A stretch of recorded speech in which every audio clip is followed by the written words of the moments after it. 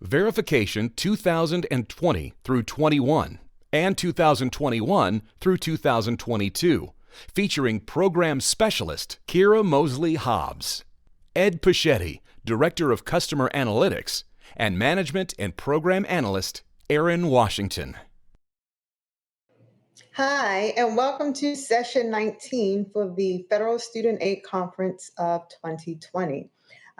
It can't be said enough that this is a weird year, and today we're going to talk about verification for 2020, 2021, and 2021 and 2022. We're going to start off today. We're going to do a little bit different than what we've done in the past.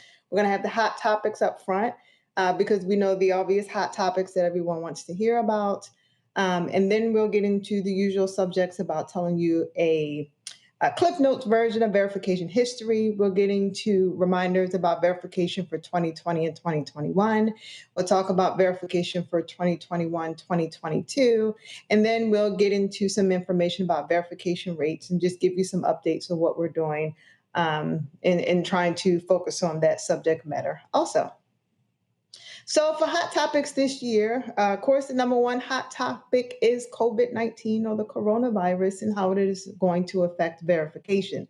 This session will not address specific adjustments or allowances related to the COVID-19 national emergency as it relates to verification or any adjustments or waivers or temporary extensions at this period.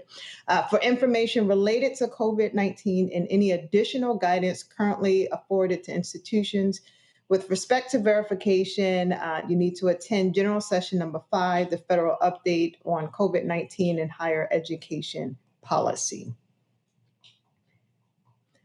One of the biggest topics that we have is in terms of the tax return matrix. Are we going to do one for 2021, 2022? And we are. It is scheduled to be published soon. We have our colleagues at the IRS reviewing it right now just to make sure that any changes related to IRS document changes are accurate before we get that out to you. It will reflect the changes for the 2019 federal tax returns and transcripts and the 2021-2022 FAFSA line references.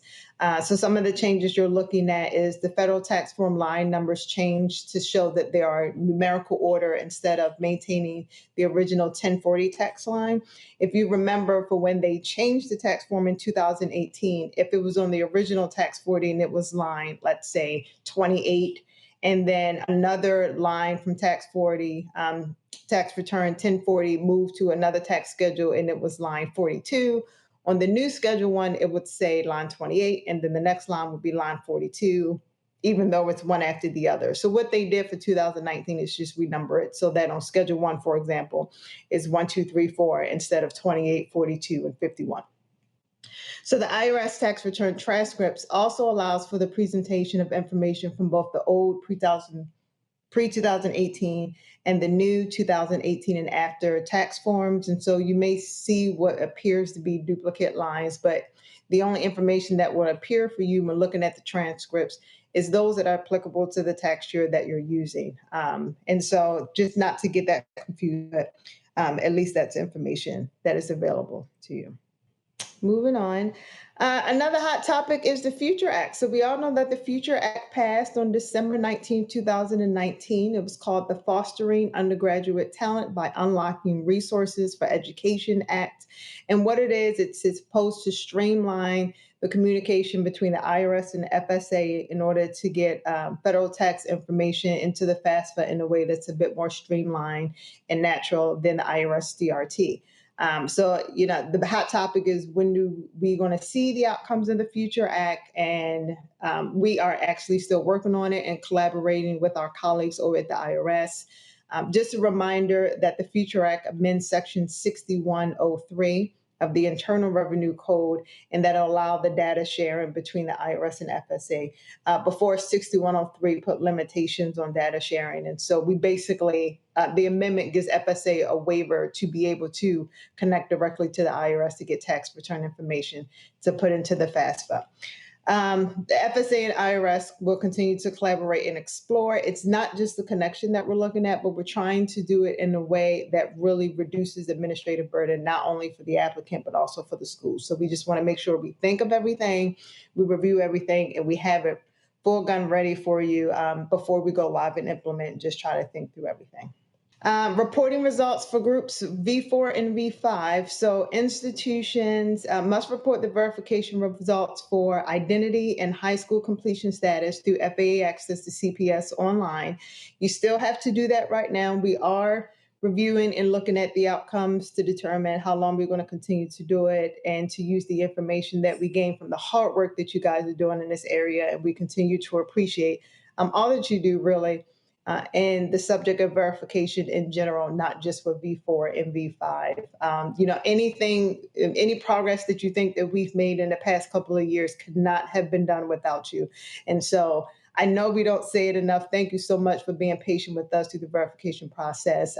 But my colleague Ed will talk a little bit about that more later on in this presentation about, we really take the information and we're really trying to do our best to look at verification results to make the best out of the data that you guys are giving us. So you are continued to report results for V4 and V5 to FAA Access to CPS online.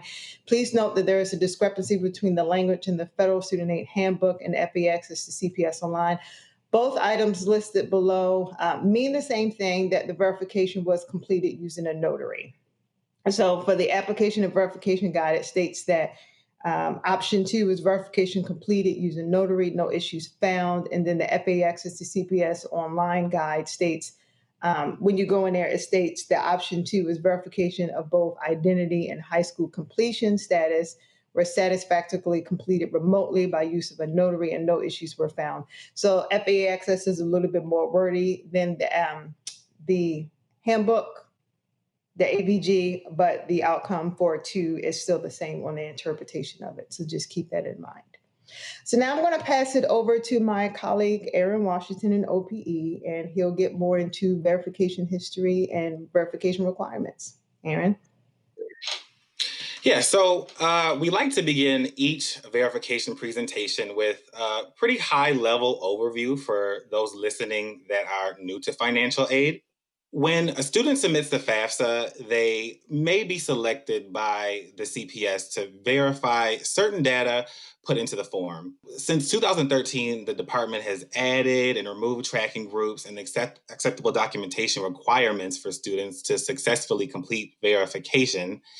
And in its current form, students are selected and put into one of 3 categories. And in those categories, students are required to verify information specified by the department to gain eligibility for Title IV federal student aid. So institutions are currently processing for students selected for the 2021 award year. And if you'd like a more in-depth overview of verification for 2021, you can navigate to our fsaconferences.gov webpage and listen to the 2019 verification presentation. So one of our only official policy updates for the 2021 award year was released on our program integrity webpage. An institution may request a copy of a tax return transcript in lieu of a signed copy of an income tax return, but you can't require it. If you have concerns about the validity of the income tax return submitted by the student, you may require a tax return transcript or any other documentation specified in the annual Federal Register notice. You have to document the reason why the income tax return was not acceptable. So moving on, this slide lists some resources that may assist you in completing verification. The Federal Register notice lists the acceptable documentation and other unique circumstances, such as how to verify for an extension filer or those who've amended their tax returns. The DCL supplements the Federal Register notice by listing tracking groups, and it reiterates the acceptable documentation for each tracking group. The suggested text is just that. It's a guide for assisting students in completing verification. So if you choose to use the suggested text, your institution will fulfill all the requirements and regulation. However, you're not required to use the suggested text. We are aware that some institutions or many institutions have created their own unique forms with assisting students with verification. There are several other guidance documents released during the 2021 award year in regard to flexibilities and verification related to COVID-19. And as Kira stated earlier, please listen to the general session number 5 for more information on that.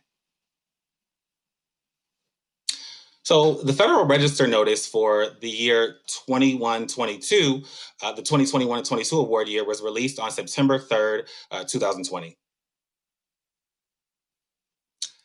For the 21-22 award year, the department has chosen to maintain the same tracking groups, which are V1, V4, and V5. We've also maintained the same acceptable documentation requirements, and the department will not release a corresponding Dear Colleague letter this year, which was typical for previous years. Instead, the tracking groups will be listed in the 2021 electronic announcement on the 2021-2022 verification suggested text package, and that was issued on September 25th, 2020. In groups V1 and V5, we verify income information reported on the FAFSA, and we generally break it out between tax filers and non-tax filers. All items listed under the tax filers heading can be verified by using a tax transcript, the IRS data retrieval tool, or the student's tax return. A non-tax filer's income earned from work can generally be verified by submitting W-2s or equivalent documentation. List each source of income and the amounts from those sources in a signed statement indicating that they were not required to file a 2019 income tax return. All applicants selected for V1 or V5 must submit a signed statement that lists the name and age of each household member for the 2021-22 award year and the relationship of that household member to the applicant. They must also submit a signed statement listing the name and age of each household member who is or will be attending an eligible post-secondary institution at least half-time in the 2021-22 award year in an eligible program. If the student is dependent, one of the parents must sign the statement as well. Students selected for V4 or V5 must submit proof of high school completion. Students selected for V4 or V5 must also submit a statement of educational purpose.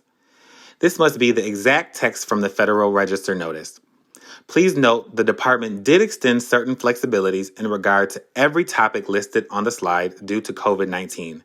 For more information, please attend the general session number 5.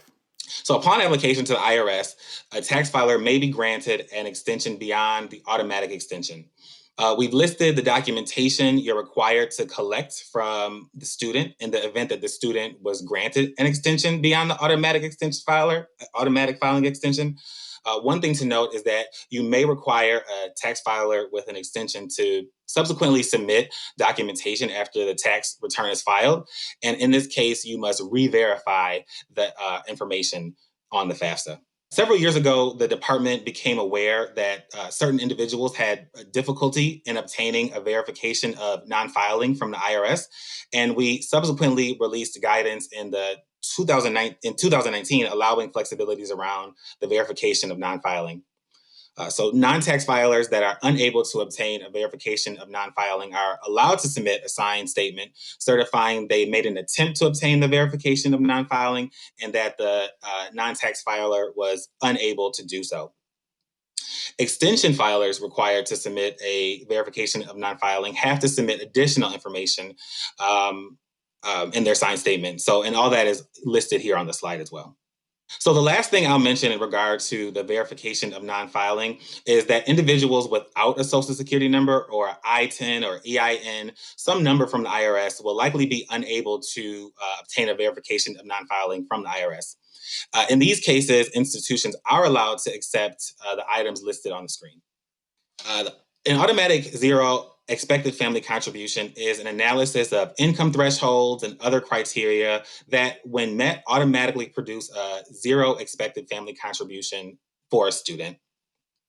A result of an auto zero EFC is that the student automatically qualifies for the Max Pell Grant that they could receive for an award year based on their cost of attendance and their enrollment status. The department established criteria for acceptable documentation, for dependent students and independent students as listed on the slide and also on the next slide. So here you can see the requirements for independent students with an Auto Zero EFC. You should not ever have to do this for independent students without dependents other than a spouse, because those students aren't eligible for an automatic zero EFC. So qualified rollovers from one retirement account to another are not taxable, and they should not be counted as untaxed income. Since neither the data retrieval tool nor the tax return transcript identifies rollovers, you have to get documentation from the tax filer. This could be a signed statement with the rollover amount or a notation by the filer on the tax return transcript that includes the words rollover beside any applicable item, similar to the instructions the IRS gives for the Form 1040. The annotation must be signed and dated by the filer, by the tax filer. For those who use the DRT, a signed confirmation that the IRA or pension distribution included a rollover would suffice, and a tax return transcript would only be needed if other IRS tax information was changed. So some students or parents of dependent students may choose or be required to amend their tax returns. The tax filer in that instance would be required to submit the Form 1040X because the form includes the changes made to the tax filer's 2019 tax information. In addition, the tax filer can submit one of the items listed in the bullets on the slide. A great place to find out more information about verification is the application and verification guide. So keep a lookout for the 21-22 guide. For example, did you know that you may be allowed to make an interim disbursement of some Title IV aid to a student before completing verification, or that you have to complete verification for a selected student before you exercise professional judgment to adjust any values that are used to calculate the EFC? You can find out the details of all these things and much more in the application and the verification guide. So here's a link to some resources for the 2021-2022 award year. And I will now turn it over to Ed Pachetti to talk more about the verification rates. Thank you, Aaron. Thank you very much. And thank you, Kira. Great information that you shared about verification. We are again using the machine learning model to choose FAFSA filers for verification. It's a smarter model for choosing FAFSA filers. Traditionally, FSA, since around 2013, we chose about 30% of FAFSA filers overall. But since October 1st, 2018, around 22% of filers were chosen to go through verification. As a result, for the last FAFSA cycle, FSA selected about 900,000 fewer FAFSA filers for the 1920 FAFSA when compared to the 1819 FAFSA. This year, we had 2 previous years' worth of data to conduct a benefit cost analysis. We looked closely at the cost of verification and the benefits, and the analysis this year concluded that the cost of doing verification exceeded the benefits when we verify more than 18% of FAFSA filers. As a result, starting on October 1st, 2020, we have been verifying 18% of FAFSA filers. This year's verification rate drives down the verification rate from 22% to 18%. So it's about 4% less than it was last year. That means if FAFSA filing rates hold steady, a conservative amount of filers that we will not verify this year is about 450,000 fewer FAFSA filers. So if FAFSA filing rates stay roughly consistent with previous years, we will be verifying about another 450,000 fewer FAFSA filers this year than we did in the last FAFSA cycle. Why did we choose 18% of FAFSA filers to go through verification? The analysis we did showed that verifying 18% of FAFSA filers resulted in the highest return on investment regarding reducing improper payments. Verifying the riskiest filers means the return on improper payments prevented is greater than the cost. This results in reduced improper payments and reduced burden to colleges and reduced burden to students and families. So we feel like this is a very good way to go, and that it really reduces the burden on all involved. How do we get to a lower selection rate? The MLM chooses FAFSA filers based on a risk score. FSA also chooses a small sample to be a control group and then a random sample to be a treatment group. This tells us two things. Is our model doing better than just choosing people in a random fashion to go through verification? And we know that it is. And it also tells us how much correction activity happens on its own. So in the absence of verification, which we can tell if we study the control group and compare it to the correction activity of those that are chosen to go through verification. So we see how much correction activity happens on its own and how much happens because a filer goes through the verification process. And overall, as I mentioned, the selection rate is just over 18%. How does FSA continue to lower the verification rate? For FSA, it is always a balancing act between three things: burden on students and families, the need to limit improper payments, and the burden on colleges and also to universities. Improper payments are defined as a FAFSA filer getting more or less federal aid than they should receive due to errors. So oftentimes, I think people think of improper payments as being when FAFSA filers get more aid than they should, but improper payments also means when FAFSA filers get less aid than they should. Due to the use of the machine learning model and the use of newer training data, FSA can continue to lower verification rates while controlling for improper payments. What impact did the reduction of verification rates have on verification melt? Verification melt is the term used when a FAFSA filer chosen for verification drops out of the process and thus does not receive federal aid. Verification melt is a topic that gets lots of attention. FSA estimates verification melt to be just about 11% of filers chosen for verification. Some other estimates put the verification melt rate much higher. When fewer filers are selected for verification, it's likely that verification melt decreases as well. What is the impact of driving down the verification rate? As I mentioned earlier, it means that we will verify about 450,000 fewer FAFSA filers. A verification melt rate that we say is 11% means that nearly 50,000 more students may continue the process and receive federal aid that helps them to access higher education. If the verification melt rate is higher, and some estimates put it as high as 25%, then the number climbs to just over 112,000 students who will now access federal aid to fund their post-secondary education. What are FSA's goals for verification? We want to reduce the burden of verification on institutions, on students and families, while responsibly controlling for improper payments. The machine learning model is retrained every year, and we hope that every year the benefit cost analysis we do will allow us to continue to drive down the verification rate. We know this is a partnership, and we all have the same goal: seeing students access, persist in, and complete their post-secondary education. We continue to look forward to work with you to help make that happen.